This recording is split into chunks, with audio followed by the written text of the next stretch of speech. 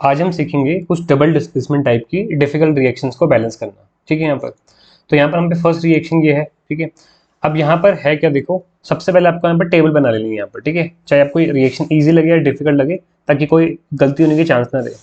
तो यहाँ पर हो गया रिएक्टेंट और ये हो गया प्रोडक्ट। ठीक है, यहाँ पर अब यहाँ पर क्या है, सिंपली देखते हैं यहाँ पर कौन कौन से रिएक्टेंट है, कौन कौन से एलिमेंट्स है। एल्यूमिनियम है और यहाँ पर क्या क्लोराइड है। अब यहाँ पर ना आपको जैसे ये NH4 है, तो उसको N और H दो अलग अलग एलिमेंट मानते हुए नहीं करना। देखो NH4 यहाँ पर भी ऐसी है और प्रोडक्ट में भी ये ऐसी है ना, इसमें कोई चेंज नहीं आया है। तो नाइट्रोजन और हाइड्रोजन को अलग अलग काउंट नहीं करना है, इससे डिफिकल्टी बढ़ेगी। ठीक है, वैसे हाइड्रोक्साइड देखो यहाँ पर भी है, हाइड्रोक्साइड यहाँ पर भी है, तो इनको ऐसे का एज इट इज रहने देना। तो यहाँ पर हम ले लेंगे अमोनियम, हम NH4 को एक एलिमेंट का सिंबल की तरह मान लेंगे यहाँ पर। ठीक है, और अगला तुम्हारे यहाँ पर हाइड्रोक्साइड है। एल्यूमिनियम यहाँ पर रिएक्टेंट में एक है, प्रोडक्ट में भी एक है। क्लोराइड यहाँ पर 3 है, यहाँ पर एक है। अमोनियम आयन एक है, यहाँ पर भी एक है। हाइड्रोक्साइड यहाँ पर एक है रिएक्टेंट में, और प्रोडक्ट में यहाँ पर हम पे 3 है। ठीक है, यहाँ पर तो बैलेंस कौन नहीं है, एक तो क्लोराइड बैलेंस नहीं है, दूसरा हाइड्रोक्साइड। तो कहीं से भी स्टार्ट कर लो। ठीक है, सबसे पहले क्लोराइड को बैलेंस करते हैं। देखो प्रोडक्ट में कम है ना क्लोराइड, तो यहाँ बढ़ाने, तो आगे क्या लगा देंगे यहाँ पर, देखो 3। ठीक है, अब ऐसे में देखो क्लोराइड के साथ साथ अमोनियम आयन भी 3 हो गए। ठीक है, अमोनियम भी क्या हो गए, 3 हो गए। तो पहले अमोनियम आयन को बैलेंस करो, यहाँ पर कितने, 1 है ना, तो उसके आगे भी 3 लगा दिया। अब हाइड्रोक्साइड आयन के आगे 3 लग गया है ना, और हाइड्रोक्साइड तो हमें बैलेंस करना ही था, यहाँ पर 1 था ना, तो ऑटोमेटिकली पूरी रिएक्शन बैलेंस हो गई है। देखो कितनी इजीली बैलेंस हो गई रिएक्शन।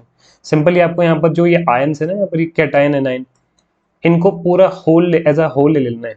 N और H अलग नहीं लेना है, हाइड्रोक्साइड को O और H अलग अलग नहीं लेना है यहाँ पर। ठीक है, यहाँ पर कैटाइंस एनाइंस को कंसिडर करना है यहाँ पर।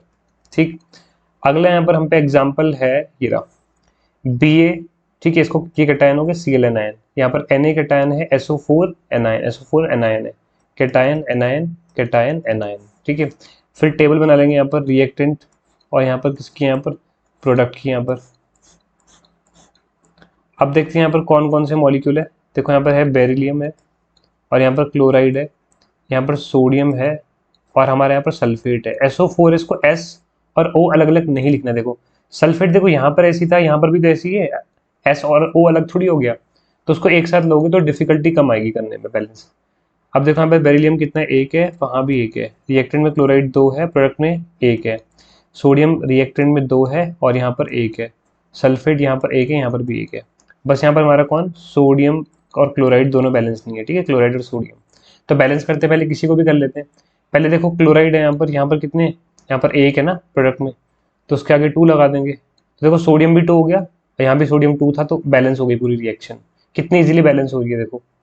नेक्स्ट एग्जाम्पल यहाँ पर हम पे ये है, CO कैटायन है, SO4 एनायन है, Na प्लस कैटायन है, OH नेगेटिव एनायन है, प्लस माइनस प्लस माइनस। ठीक है, मैंने वापस से रिपीट करूंगा, SO4 को S और O अलग अलग नहीं काउंट करोगे, OH को O और H अलग अलग नहीं काउंट करेंगे हम यहाँ पर। ठीक है, तो यहाँ पर हो गया रिएक्टेंट, ये हो गया प्रोडक्ट। आप चाहो तो वीडियो पॉज करके खुद से भी ट्राई कर सकते हैं कि आपसे हो रहा है या नहीं हो रहा। ठीक है, वो इंपॉर्टेंट है ज़्यादा। CO हो गया, फिर क्या यहाँ पर SO4 है, फिर यहाँ पर हमें दिख रहा है Na, फिर यहाँ पर क्या दिख रहा है, OH। ठीक है, ये कॉपर कितना रिएक्टेंट में 1 है, यहाँ पर भी 1 है। SO4 यहाँ पर 1 है, यहाँ पर 1 है। सोडियम यहाँ पर 1 है, यहाँ पर 2 है।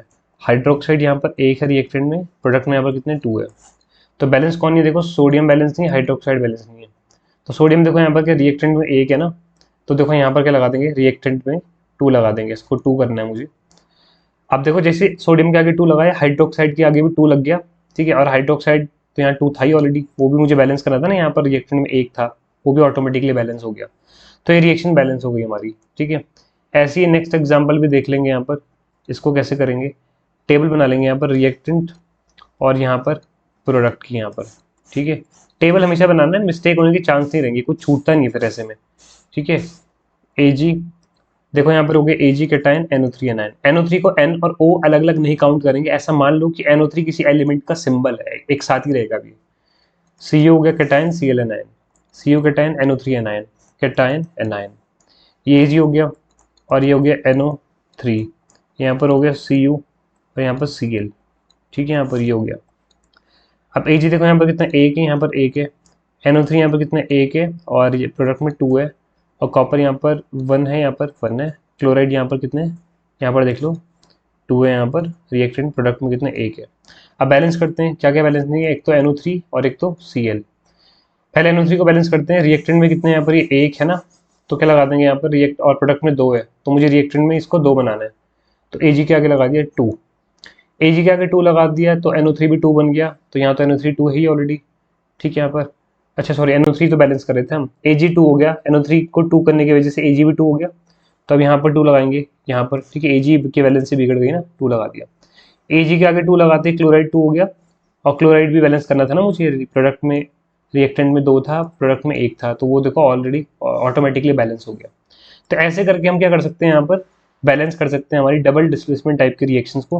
पर ध्यान ये रखना होता है, कैटायन एनाइंस पे तोड़ के लिखो रिएक्टेंट प्रोडक्ट को यहाँ पर, ठीक है। अगर NH4 है तो उसको NH4 लिख लो, N और H मत काउंट करो, OH को OH लिखो, SO4 को SO4 ही पूरा मानो, S और O अलग अलग काउंट मत करो, NO3 को N और O अलग अलग काउंट मत करो, कार्बोनेट कहीं पर है CO3 तो उसको C और O अलग अलग काउंट मत करो, कहीं फॉस्फेट आयन अगर तो उसको P और O अलग अलग काउंट मत करो, ऐसा PO4 ही पूरा ले लो, PO4 को पूरा एक एलिमेंट के सिंबल की तरह मान लो, ठीक है यहाँ पर।